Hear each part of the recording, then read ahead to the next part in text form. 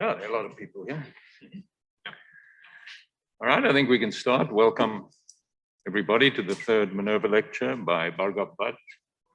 Unfortunately, he's leaving tomorrow, so it's not going to be easy to corner him and ask questions as we should be doing.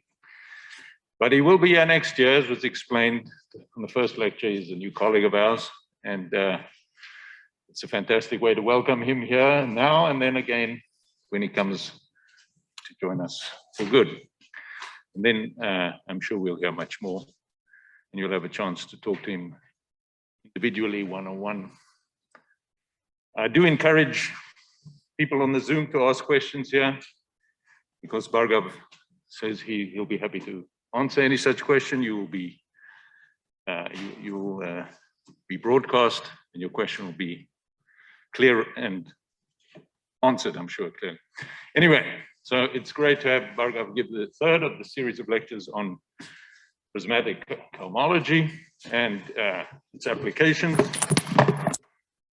It was just getting him technically ready here.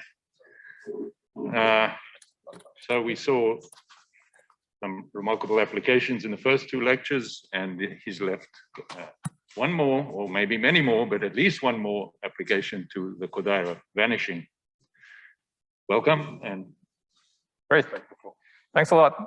Thanks a lot, Peter, for that wonderful introduction, and thank you all for being here in person or Zoom. Great. So yeah, I've been talking about prismatic homology and some applications.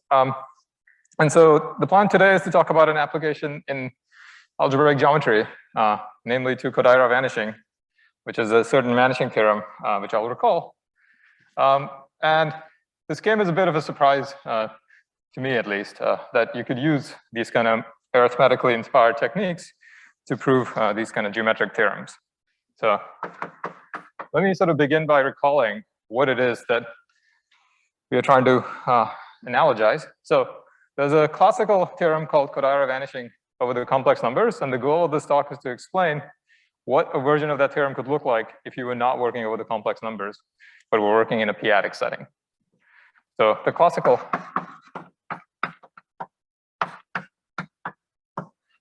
Kodaira vanishing theorem. Let me first explain what that says. I guess this is Kodaira. And I think it's really due to him. So I will just state it in the algebra geometric context. So X over C is a smooth projective variety.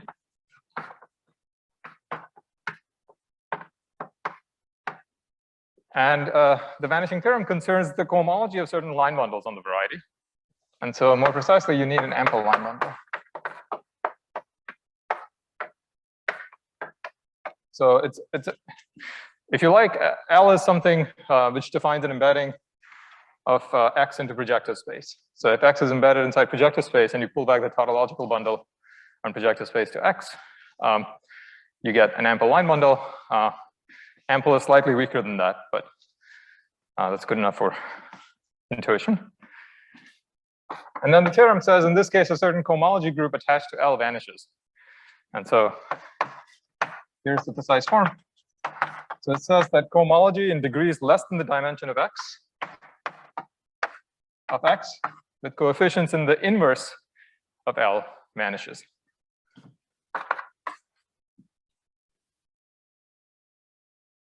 Okay, so I mean, it's fairly easy to see that you cannot get vanishing in. So the cohomology goes only from 0 to the dimension. That's the general fact about cohomology of sheaves like this. And it's easy to see that in the top degree, you cannot have vanishing.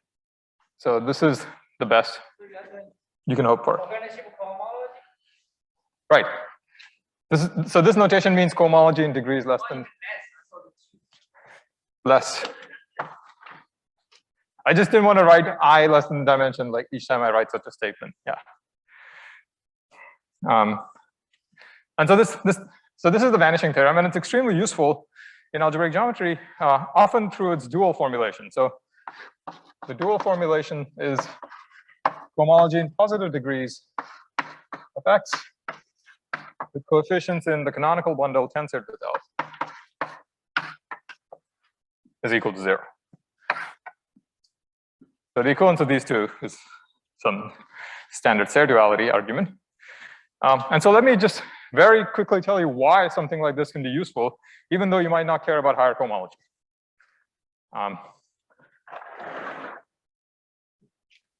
So sample use.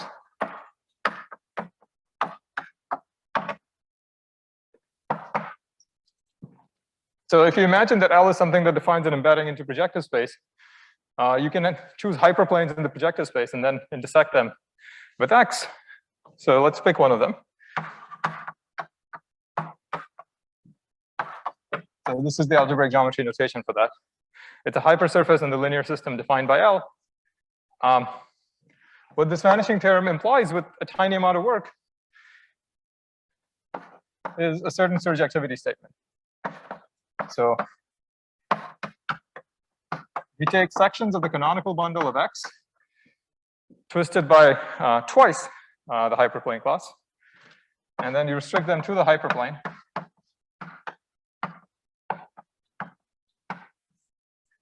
With a single twist. So this map is some fancy form of the residue. And because you're taking the residue, you lose one pole, so 2 becomes 1. And you have this map for general reasons, and then Kodaira vanishing implies that the obstruction to this map being surjective is actually 0 because it's one of these groups. So let me write this way. The map is surjective. And so this is useful in inductive arguments because often you're trying to build sections of the canonical bundle with some properties, and this allows you to build them up inductively. You build whatever you're trying to build on the hypersurface, and then the surjectivity ensures that you can lift it to something on the ambient variety. There's a little bit of a cost, which is you get 1 extra pole, but it does allow you to lift and go up a dimension.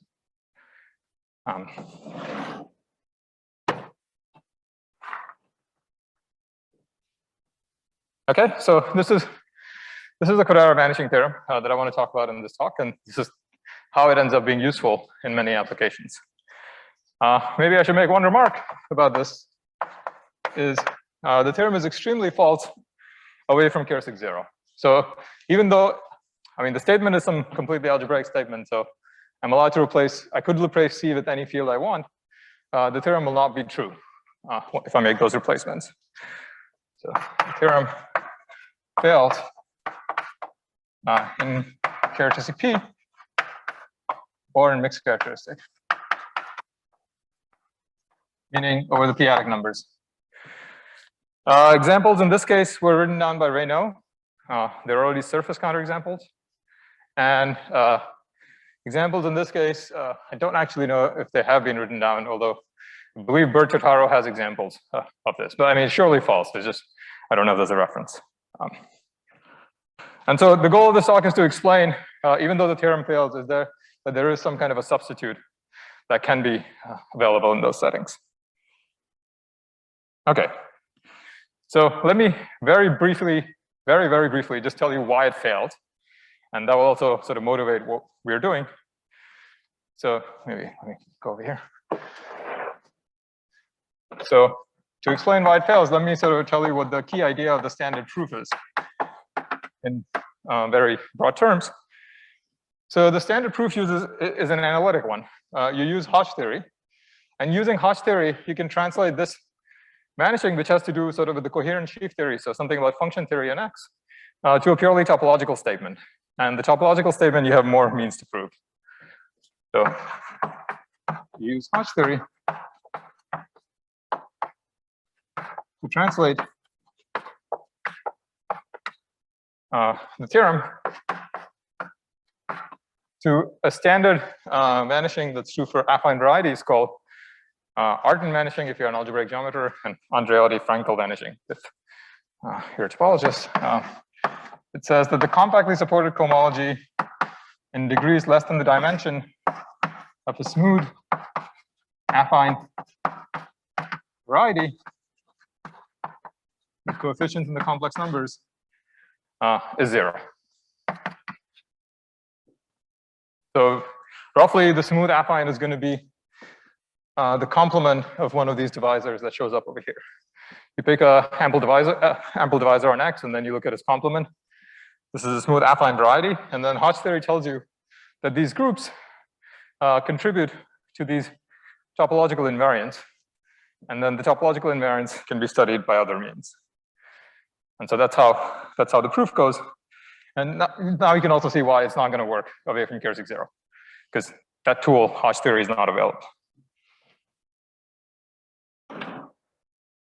And so one of the points I've been trying to make is that this prismatic stuff gives you some kind of a substitute for Hodge theory in the p-adic setting, and this talk is maybe one example of this idea in action. Okay, are there any questions so far about where we're going?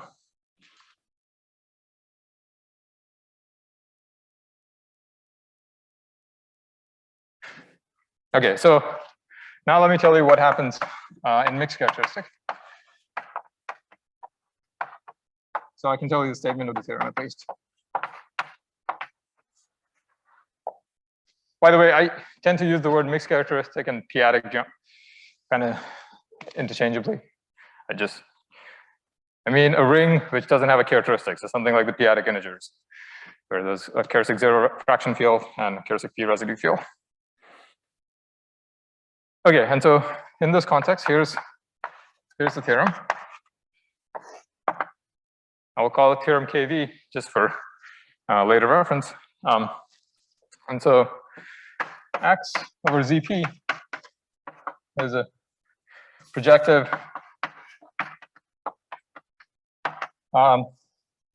I could say smooth, but it's actually not necessary to say smooth. So I will just say flat, which is a weaker hypothesis. Variety. L is again an ample line bundle, like over there. And actually, for applications, it's better to allow something slightly weaker than ampleness. So for the experts, what you really need over here is semi-ample and big. So it could be something. So you could have some birational morphism that contracts some subvarieties and an ample line bundle on the base of that contraction, and then you pull it back. It won't be ample anymore, but it will have this positivity property. And so in this setup, the theorem is the following.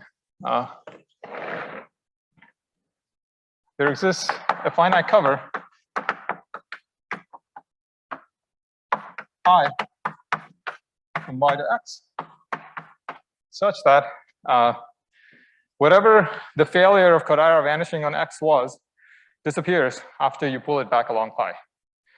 So one way to say it is pi for star that goes from homology of x with L inverse coefficients, the homology of y with pullback L inverse coefficients. And I'm going to restrict to torsion classes because that's where the interest lies. I mean, up to torsion, we already know everything by classical Kodaira vanishing. And so the statement is that this map is the zero map.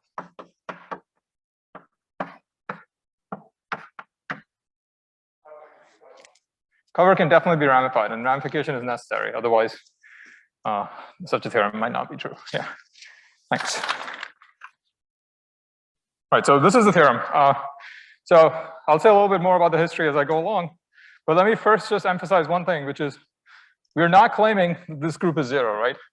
We're only claiming that whatever bad classes there were die when you go up here, but there might be more bad classes here, and so you might have to go further and further and keep going. This happens in examples where you cannot actually find a single cover where the group is actually zero, but nevertheless, any class that you want it to be zero becomes zero. Okay, great. Oops.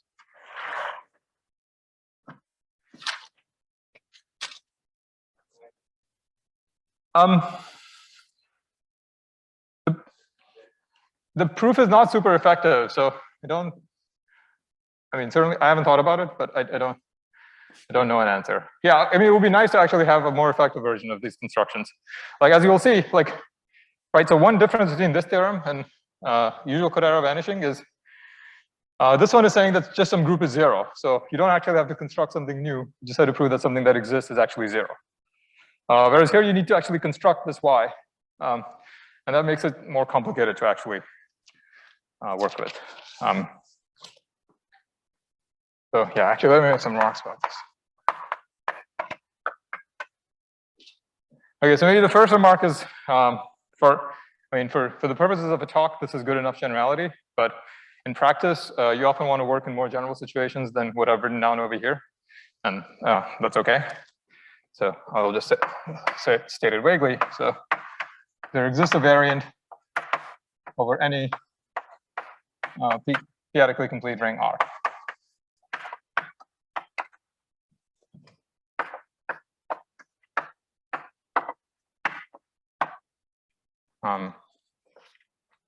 Maybe the second remark is, so if you take the first remark seriously, then in particular there's a version in characteristic P, meaning when the base is just a ring of characteristic P itself. And then you're doing algebraic geometry in characteristic P. And so that version of the theorem was known. It's a theorem due to Hoxer and Hunicke. So theorem KB in char P. Well, okay, it's almost due to them.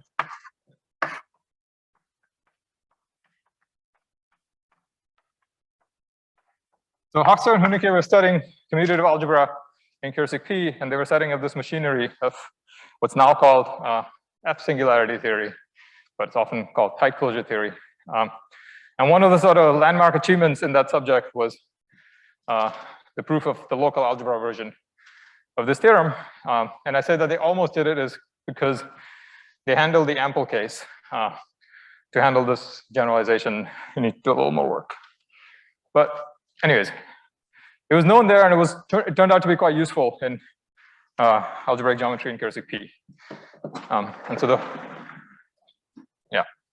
And so the hope is that this theorem KV will also be useful if you're trying to do things in mixed characteristics, so with the integers, rather than in characteristic P. And so there's some evidence for this. And so this theorem was used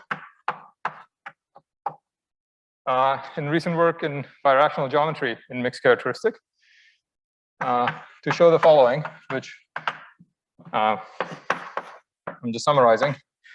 So I guess there were two groups of authors that more or less did the same thing.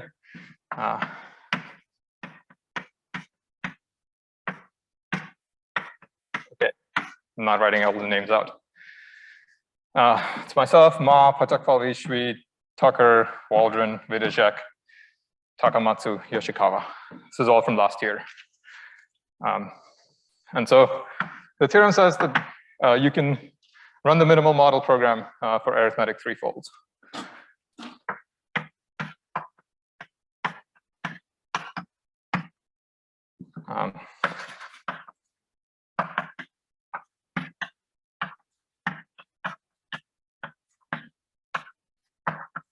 Or let's say threefolds over ZP, provided the prime is at least 5. This takes a lot of work, but this is one of the ingredients that goes into it. And so it seems like it could be useful in this direction further. Yeah.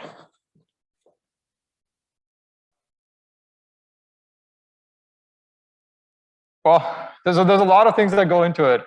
One of those, I mean, Chenyang knows this stuff much better than me, but one of those things is about the subtle behavior of singularities and small characteristics.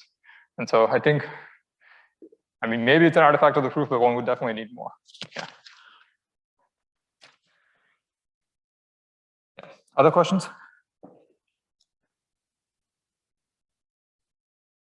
Okay, so as I said, this is the global version of the theorem. The Hoxer-Hunicke theorem that was known in Gasperi was essentially a local algebra statement. And so what I want to do now is I want to translate this into a local statement, which is super explicit. And we'll then talk about that local statement more. And so let me actually recall how this dictionary goes. So global to local. I mean, this is some old idea. I guess it goes back to, I don't know, at least goes back to the 60s, probably much older than that. But the rough idea is statements about the global cohomology of a smooth projective variety like so can be translated to statements about the sort of local behavior of what's going on when you take a cone over the variety. And so let me just draw a picture to convince you of this. So if X over C is a projective variety,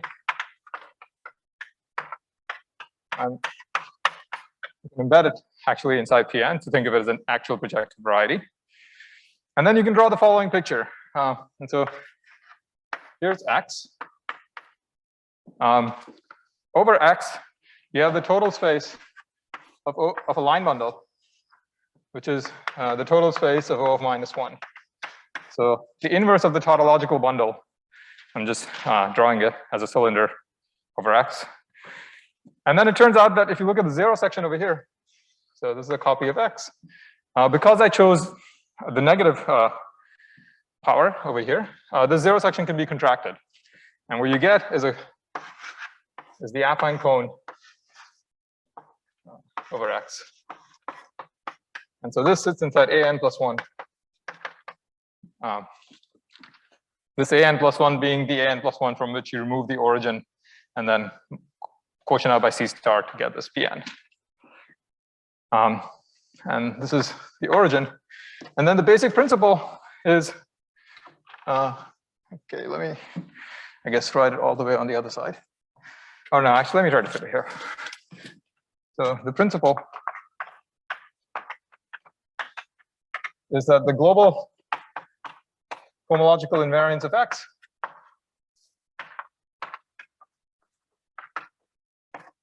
are more or less the same thing, or are controlled anyways, in any case, by the local cohomological invariance of this cone at the origin. So it's kind of believable from the picture, right? If in this picture, if I have information about what's going on near 0, and I remove 0, what I'm left with just looks like X cross S1, basically, topologically, or it's X cross C star. And so information can be translated back and forth. And so using this translation, this Kodaira vanishing theorem also has a local analog, which is strictly stronger because it applies to singularities that might not arise as cones, just general singularities.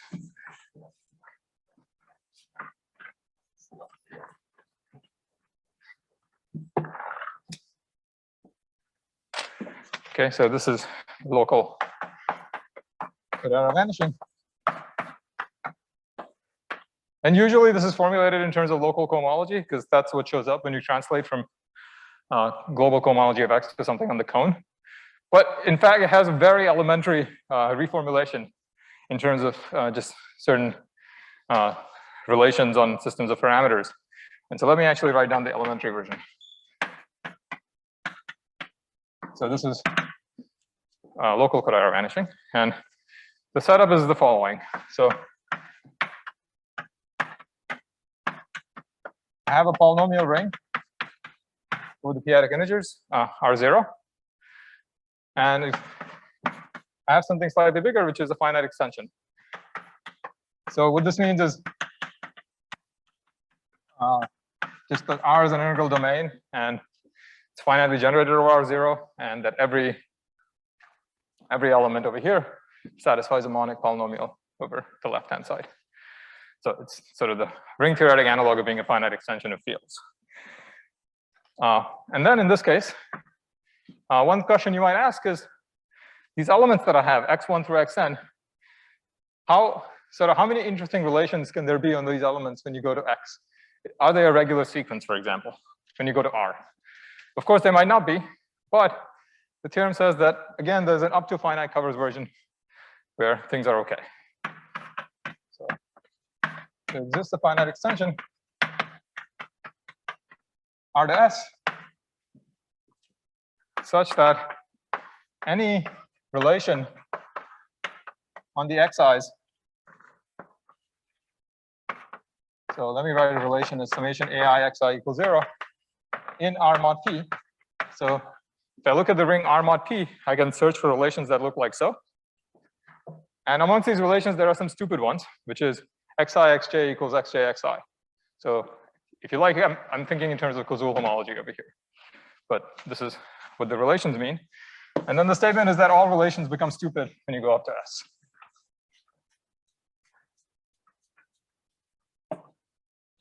Not stupid, easy, I guess. Any relation in R mod P becomes trivial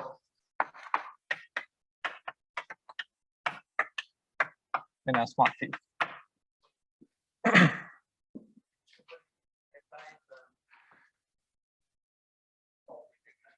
These xi's are these xi's. So what I'm really saying is that any system of if I have a system of parameters and a bad relation on the system of parameters that sort of prevents it from being a regular sequence, that goes away when I go up to S mod P. There's a different way to formulate this, which might be easier to grok. So what you can do is you can keep iterating this construction, apply the theorem now to S, and then to the thing you get for S, and so on. And so when you go to the limit, so let's say R plus is the integral closure of R in an algebraic closure of its fraction field. This is often called the absolute integral closure. Studied a lot by Mike Arden. And so then the theorem would say, what the theorem says in this case is, so if R plus equals this, then R plus mod P is Cohen-Macaulay.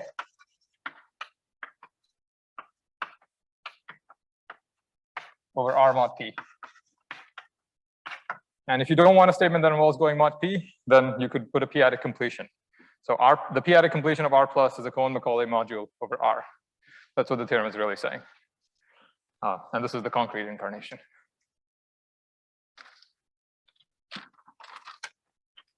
Okay, are there questions about the statement?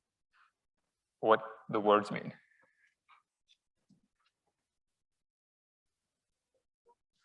Yeah, okay, so how do you measure whether or not a relation is trivial? So there's this group called the causal homology group. It's sort of, okay, maybe the best way to say it is a trivial relation is a linear combination of relations of the form xi xj equals xj xi. And so what we are saying is that when you go up to S mod P, they all become linear combinations of relations like this.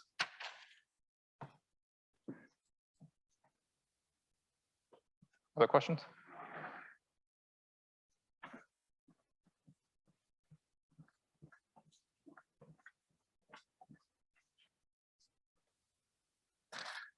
Okay, so as you see, it's a completely elementary statement. The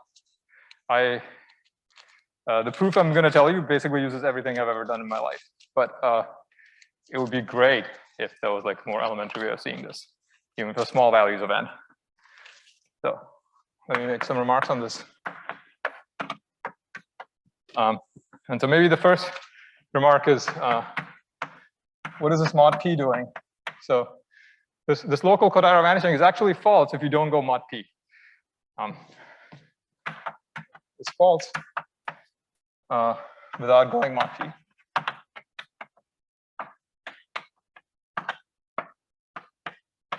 And the reason is that if I didn't reduce mod P, you would also get a theorem in characteristic 0, saying that if you have like Q adjoin x1 through xn and some finite extension of it and a relation there, then the relation becomes trivial in a further finite extension. But in characteristic 0, such theorems are just completely false. There are trace arguments that tell you that you cannot have a theorem like this. So this is specific to the fact that there are degree P extensions involved when you make these finite extensions. And so you really need to work mod P or do a p-adic completion at the end. But something like that is going to be necessary. The second statement, which is, I guess, parallel to what I wrote over there for the global one, is this theorem was previously known in two cases. So in characteristic P, I guess as I've written, it doesn't make sense. But what I mean is, if you replace ZP with FP, then the analogous statement is true. And that's exactly that Hochster-Hunicke theorem that I was mentioning earlier.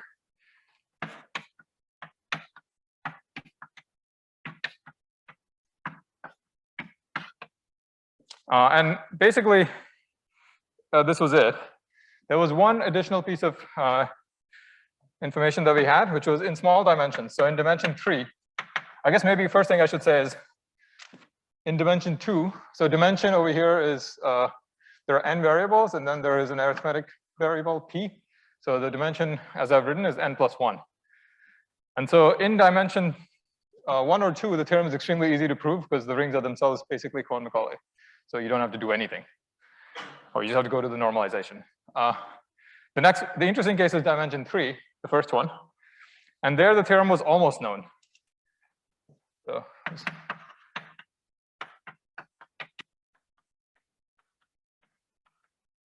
So this was due to Heitman in his kind of breakthrough work on something called the direct Subman conjecture in the early 2000s.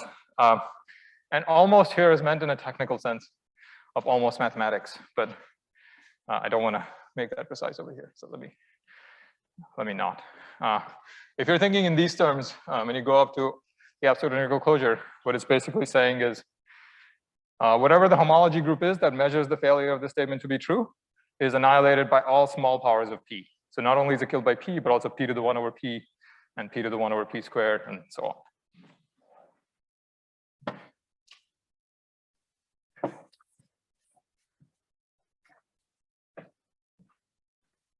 I think one of the reasons maybe this was not known before is I'm not sure if this was expected to be true. I mean, I consulted with some experts that thought about this kind of stuff, and question was definitely discussed, and I'm not sure if there was consensus on whether or not this could be true. So people can try to prove it, I guess. Right, and then maybe the third remark is that it sort of captures a lot of information. So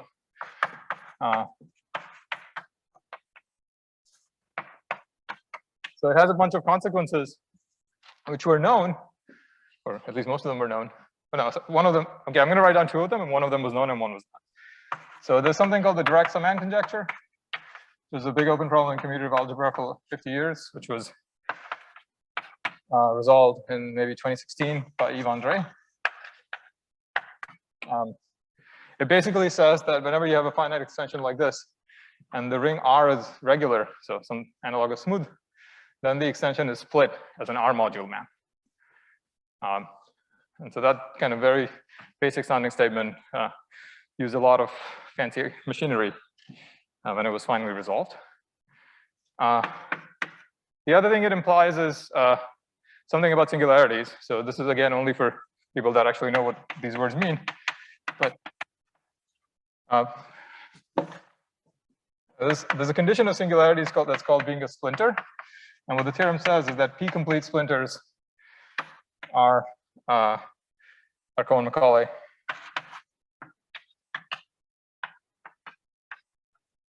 And in fact, they have rational singularities in a certain sense.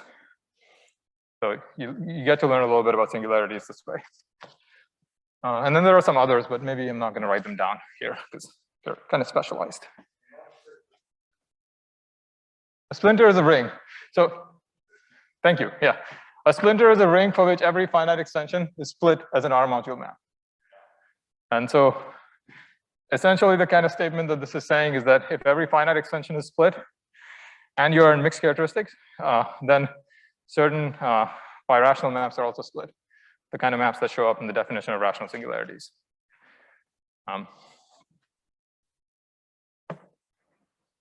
Other questions?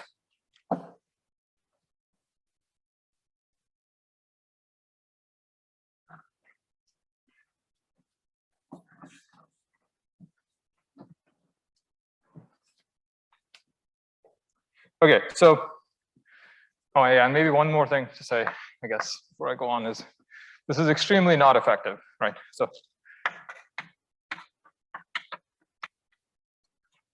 I mean, this is along the lines of what Peter was asking, but in low degrees, I think it could be quite useful and at least definitely fun to either make this theorem or the previous version more explicit. Like I think already for families of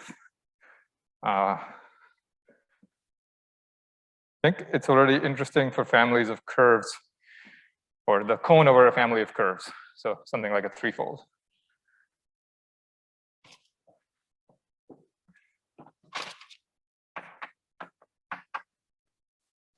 Yep.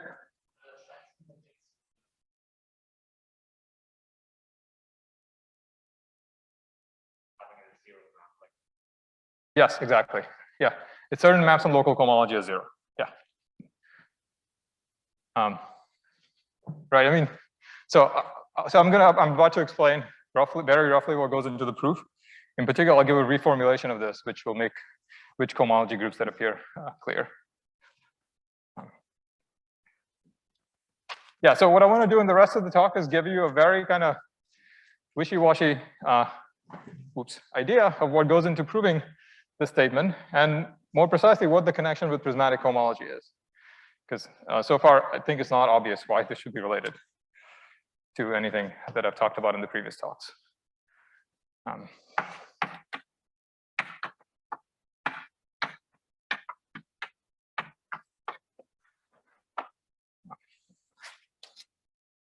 Right, so of course, when you want to prove something, you have to formulate the correct statement.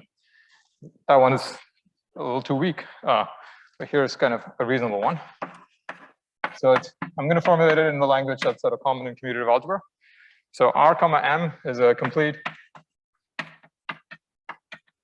Noetherian local domain. And to say that it's a mixed characteristic means that the prime P is not invertible. So it lies in the maximal ideal. A typical example would be you take a ring like this and then you localize it at a maximal ideal. And okay, and complete. So in this setup, the goal is to prove the following statement, which I'll call star, which is essentially the same as what I wrote over there in terms of relations, but formulated more abstractly. So if you want to annihilate the cohomology in degrees less than the dimension of R, the local cohomology of R by finite covers.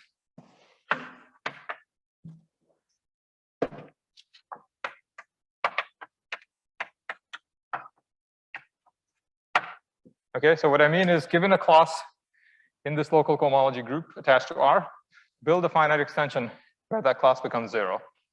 That's a slightly weaker statement than what I wrote over there, because there was some uniformity. Like the single S was working for all the bad relations, but you can sort of see that a posteriori. And these local cohomology groups are exactly the cohomology groups that measure whether or not sequences are regular, meaning whether or not there are bad relations. So this is really the statement that you want to prove. And I think this also answers your question. Yeah. Great.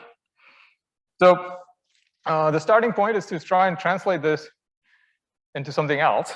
And so I should tell you why.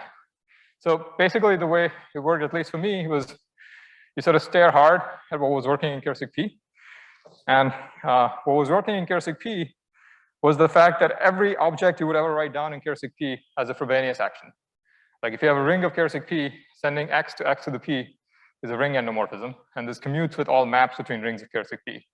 So somehow Frobenius acts entirely on life in Kirsig P. And so that observation ends up being very useful in an inductive proof of this theorem that came later. So the inductive proof uses the fact that you can do induction on dimension and that you have these Frobenius actions to kill certain elements. And if you want to mimic that in this p-adic world, your first obstruction is just that simply that there is no Frobenius, right? Over the p-adic integers, x goes to x to the p does not commute with addition. It only commutes with addition mod p. And so there's no Frobenius action in R, so you can't directly copy what was going on. And now the fix, I hope I have foreshadowed it by saying, what we're going to do is we're going to replace R with prismatic homology, which was designed to carry a Frobenius. And so step one is to translate star to what I'll call star prime, which is annihilate local cohomology in, turns out there's a cost of 1, which I'll talk about in a moment, in the dimension of the prismatic homology of R by finite covers.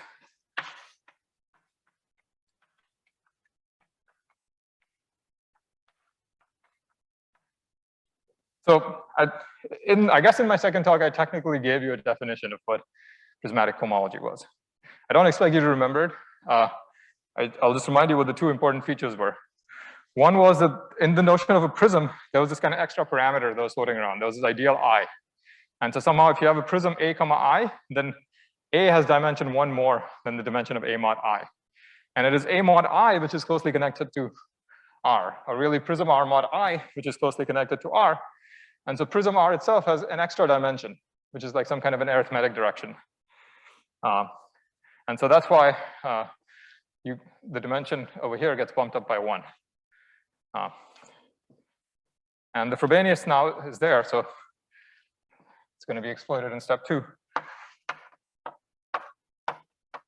There's a prismatic Frobenius that acts on prismatic homology just because in the definition of a prism, there was a Frobenius on the ring. And every construction was compatible with this.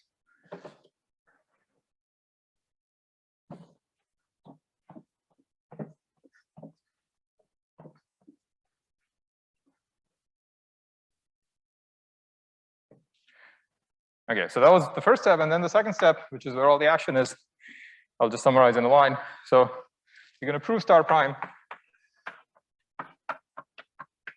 using 2 ideas. So the first idea is to use Frobenius actions, as I said. This is us trying to mimic what happens in Kersig P. In Kersig P, there was an induction on dimension, and there was a Frobenius, and the combination of the two was giving the argument. And so we're going to do something similar. So we're going to use Frobenius actions and induction on dimension. But now you see there's a problem, which is that we bumped up the dimension by 1 artificially because we introduced this arithmetic direction. And so we need some extra ingredient to account for that in the induction argument. The sort of geometric directions are accounted for just like they were in Kersig P. But the arithmetic direction, you can't just naively copy what was working in Kersig P, and so you need a new input. And so the new input is what I want to talk about in the last 15 minutes of my talk. So induction and dimension using a p-adic Riemann-Hilbert correspondence, or functor really.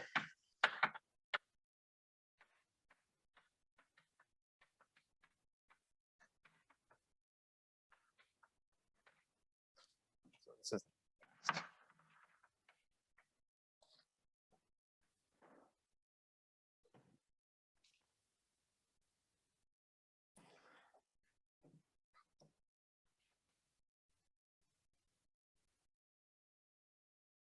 okay, but that was very, very roughly how the proof goes. And I hope I tried to make clear why prismatic homology is relevant. It's because it has this Frobenius on it, which you can then use to try and copy what's going on in Kersig P. Any questions about the strategy before I start talking about this, which is in some sense its own topic, but will be related to this, obviously.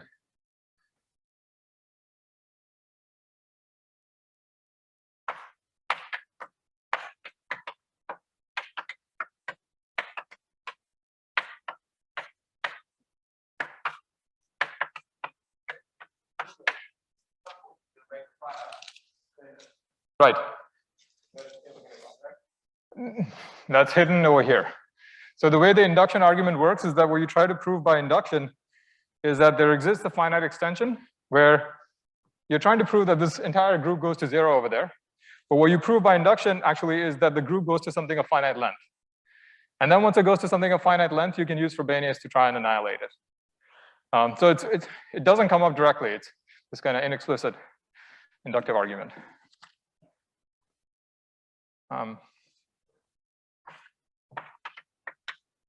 So this part was sort of entirely joined with Jacob-Lurie. And it was not motivated by trying to solve this problem. We were just trying to understand how the Riemann-Hilbert correspondence works in the p-adic setting. And so let me just very quickly say that. So classically, I mean, Riemann Hilbert goes back to, I guess, at least to Hilbert's which nth problem for some value of n, I'm forgetting. But the problem dealing with sorry? Less than 23. Okay. The problem that says that given like given a monodromy group for a punctured P1, trying to find an equation with regular singularities at infinity whose monodromy group is that given monodromy group. In modern terms, this is Deligne's reformulation, which is that there's an equivalence of categories between local systems and vector bundles with a flat connection, which are regular at infinity. And then this was souped up much more by a lot of people, but in particular by Mepkut and Kashiwara, where they say attached to any, not just a local system, but if you allow some singularities. So if you allow what's called constructible sheaves or perverse sheaves, there is still some attached differential data called which is called the D module. And what Jacob and I were trying to figure out was what was the analog of this generalized statement in the p-adic setting.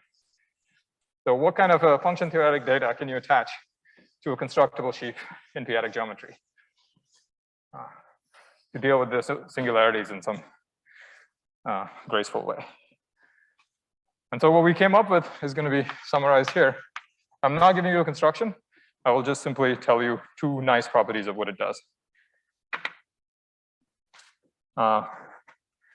Okay, so X over ZP bar. So it's a geometric statement. So I want to avoid arithmetic complications. So I replace the p-adic integers with their integral closure in QP bar. So I've gotten rid of the Galois actions now. So X over ZP bar is, let's say, it's a super general thing. So finally presented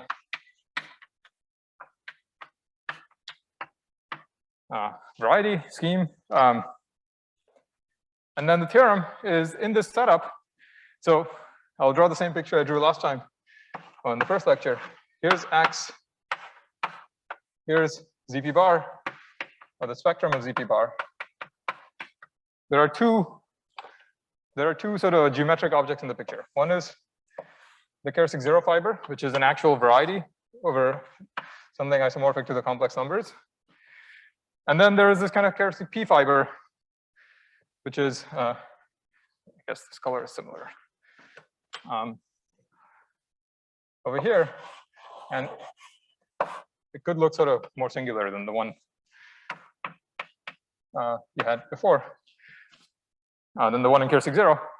And so what the construction is going to be is, it's saying that if you have something topological on the characteristic zero fiber, so something like a perverse sheaf or a constructible sheaf, its corresponding function theoretic object, well, it can't live in characteristic zero anymore, because characteristic zero rings are characteristic zero, whereas we're plugging in objects which live in, which have mod p coefficients. But you do get something sort of coherent on the integral model, so more precisely on the special fiber. And so here's kind of the one precise way of stating what I mean by that. So then there exists a natural functor which goes from, okay, so I apologize, I'm going to use some jargon, from the constructible derived category of the complex variety XC to something that lives in algebra. So something that's almost coherent on X, but really it's OX mod P. If you're thinking in terms of rings, X corresponds to some ring R. This is something that lives in the space corresponding to R adjoint 1 over P. And this is something which is a module over R mod P. So there's a natural functor like this, RH, with a bunch of nice properties, but let me just tell you two of them relevant to our previous discussion. So satisfying the following two properties. So first of all, whenever you see a functor like this, I think the first question should be, what does it do to the simplest object? What does it do to the constant sheaf? So if you apply it to the constant sheaf, the first guess might be that you get OX mod P. And this turns out to not be correct for a good reason, because the left side is sort of topological in nature. It's not going to care, for example, if there are nilpotents on X. And so what you get actually is something related to prismatic homology, which is take the prism of X, you perfectify it, and then you reduce it mod P comma I. So I remind you that in prismatic homology, there's always this ideal I, and any ring has a P in it. So it makes sense to write down something like this. If you don't know what it means, just don't worry about it. It's a black box. We're sort of treating this as a notion of perfection in mixed characteristic. That's really how we think about it. So for rings in mixed characteristic, even though there's no Frobenius, so there's no individual map that you want to call the Frobenius, somehow the map from the ring to the direct limit along the Frobenius does have some incarnation, which is this gadget. And then the second property I want to tell you is what this functor does to the perverse sheaves. So if I apply RH to a perverse sheaf, which is this notion in topology, what you get is a complex with good commutative algebra properties. So it's almost Cohen-Macaulay.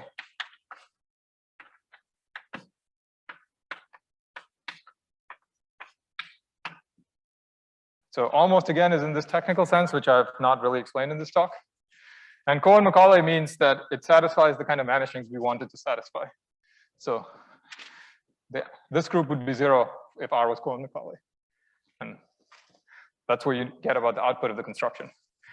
So roughly what it says is that there's a supply of Cohen-Macaulay modules coming from topology. Namely, you apply the Riemann-Hilbert functor to a perverse sheaf and then go with that.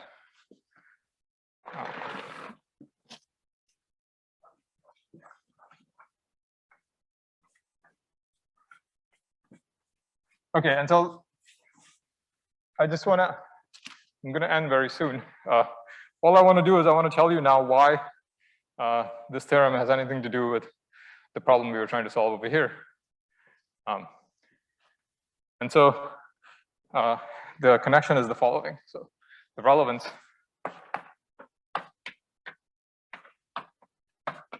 to this local Kodaira vanishing, it arises from the following observation, which is, I think it's a new observation in Kirsig 0, which is that there is a very interesting perverse sheaf on any variety of Kirsig 0, coming from thinking about finite covers of the variety. So the lemma, I guess, is that if Y over C is a variety, and I from Y plus to Y is this absolute integral closure construction that came up before. Meaning you normalize Y in an algebraic closure of its fraction field.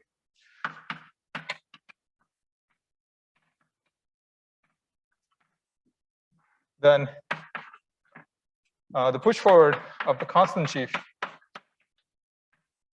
Y plus appropriately shifted. So in this perverse business, you always have to worry about shifts. So you shifted by the dimension, and then the statement is that this is perverse.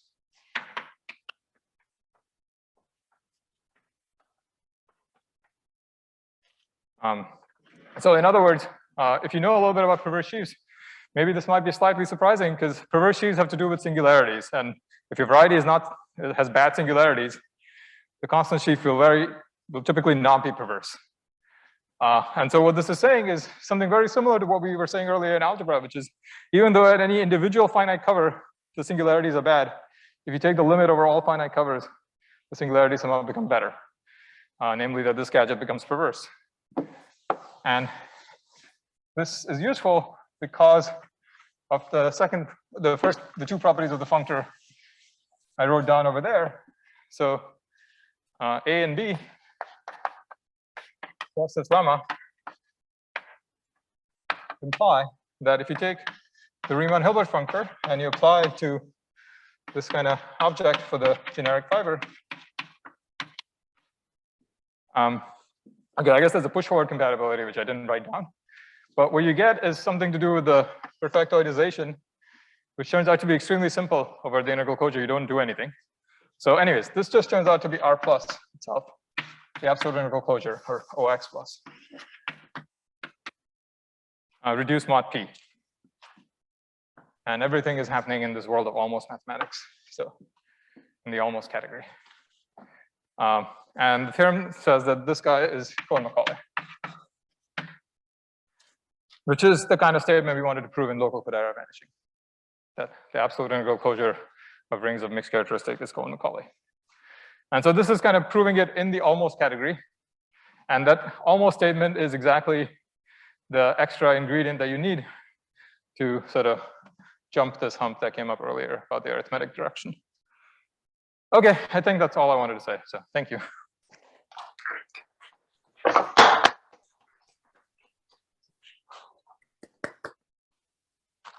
Thank you, Bhargav, for a wonderful lecture and beautiful applications. We are almost done. So I think we should try and encourage some questions also from the audience, from the Zoom, I mean. Nick Katz, you know which Hilbert problem that is. Maybe you can prove that this works. You have to unmute yourself if you're there.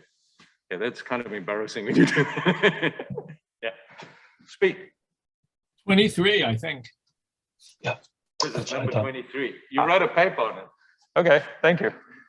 I'll try to remember this so that this doesn't happen again. Anybody got any questions, comments?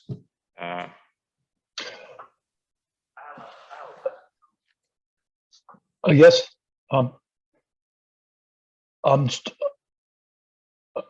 Can you state KV? Why don't you let that person speak first? Okay, yeah, go ahead. Can you state KV in terms of Y plus? Sorry, I didn't follow that. Can you compute what? Can you state KV in terms of Y plus?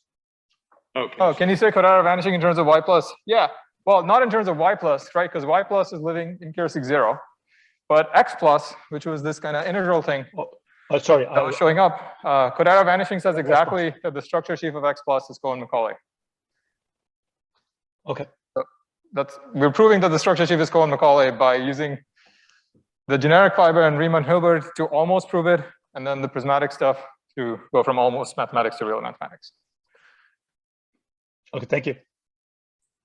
Good. All right. Why did you continue? It's 21st, not 23rd. All right.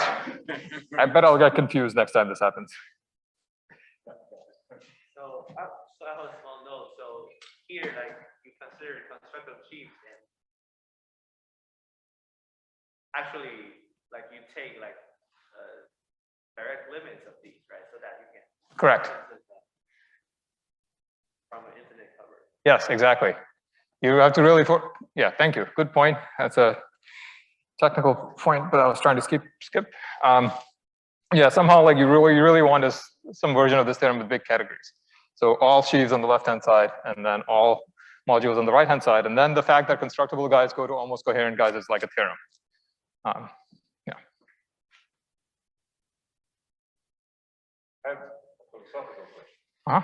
You say it's ineffective in the sense that in principle you can't write down what it is, or it's not practical to write it down. The argument in number theory where you get ineffectivity because the proofs by contradiction assume there are Right. 10 solutions. You show there isn't the 11th solution, and you never find more than one, so you never know. Mm-hmm. So you're going through a lot of double inductions and so on, and maybe terrible estimates in terms of when things kick in, but that's not the question. The question is, do you think it's really ineffective in principle? I think, let me think for a second. Yeah, no, I tried to. Something we worry about in proof No, I think it would be useful to understand this better, because my theorem is saying that you have to go all the way over all finite covers. And if you had some better way of controlling what you had to do, you might, only go up along certain kinds of covers, which are nice, which would definitely be useful. I think this almost mathematical part of the argument is actually effective. Like that theorem that I stated at the end, you don't really have to go all the way up. You can be pretty concrete about how far you have to go. I'm not sure, I guess, about the other part. It could be, maybe Takumi knows this. Do you know the original Hoxha-Hoenicke theorem can be made effective? Yeah, I don't know. Thanks. I have a Riemann-Hilbert question. Yep. So if your x over, say, ZP bar is in fact proper and smooth, and the input is actually an FP local system on X, what do you get on the other side? Is it some particularly nice object? So you still get a complex on the other side. So there's multiple, there's multiple ways of formulating what this functor is. Really, this is some analog of what's going on in Saito's theory of mixed Hodge modules. And so in Saito's theory, there's a similar kind of story where you go from, or there's some correspondence that relates constructible sheaves on a C variety to something involving mixed Hodge modules on X. And under this correspondence, local systems go to vector bundles with a flat connection with a Hodge filtration. And then you can further go from here by taking the Higgs complex of the vector bundle with flat connection, and you go into complexes. And so what I'm describing above is some analog of the composition. So even for the constant sheaf, it goes to a complex rather than a sheaf. And so for FP local systems, what you'll get is, if you understand this object well, it will be a particularly well-behaved module over this ring. But it's definitely a derived object. With integral coefficients, I don't know how to say anything better. With rational coefficients, there are better statements. I guess I can look at Nick, so I don't know if that was. Okay, seems satisfied. Okay. Lucas? Linus, sorry. I think you just alluded.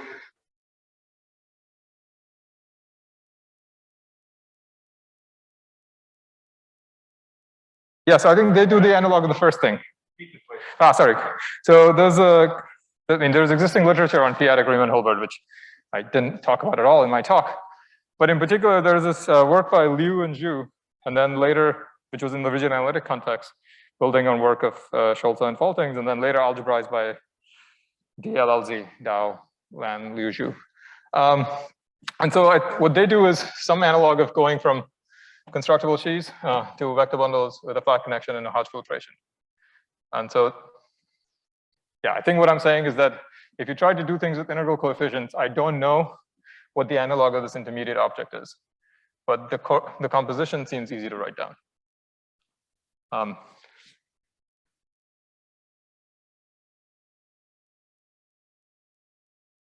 Right.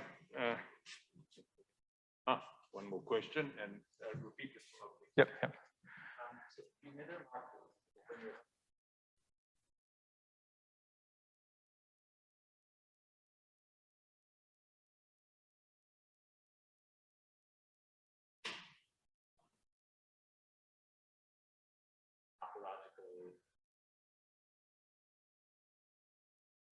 Right, so let me repeat the question, so I understand it. So the question was that in complex Hodge theory, or in complex geometry, one way to prove Kodaira vanishing is by using Hodge theory to translate it to the Lefschetz hyperplane theorem, which is a topological statement. And the question was, in this mod P version that I was just explaining, is there a similar translation, or is one of the statements that were done playing a similar role? And I guess I would say that it's probably the almost vanishing, which is playing a similar role, which is the topological input. But some others, the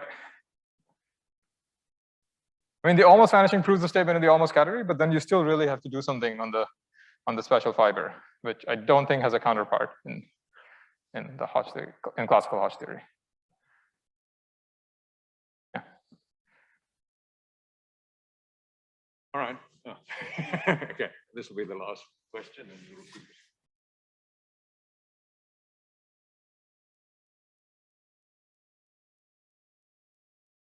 Yeah, so actually, the way it's written, I don't actually deduce one from the other. You somehow have to redo the argument, essentially. And there are some additional inputs that go in. So I don't think it's a formality that the local one would imply the global one. Like, you need to make sure that all the extensions you're building in the local case are graded, so they're GMX variant. But you need a little bit more than that. And so, like, there's this lemma in BBD called the perversity of vanishing cycles. And somehow, like, that philosophically at least plays an important role in what's going on.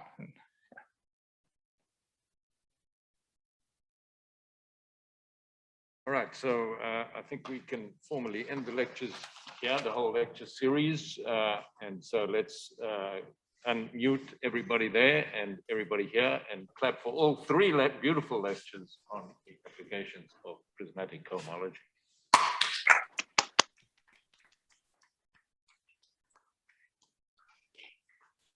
Then for those who are here,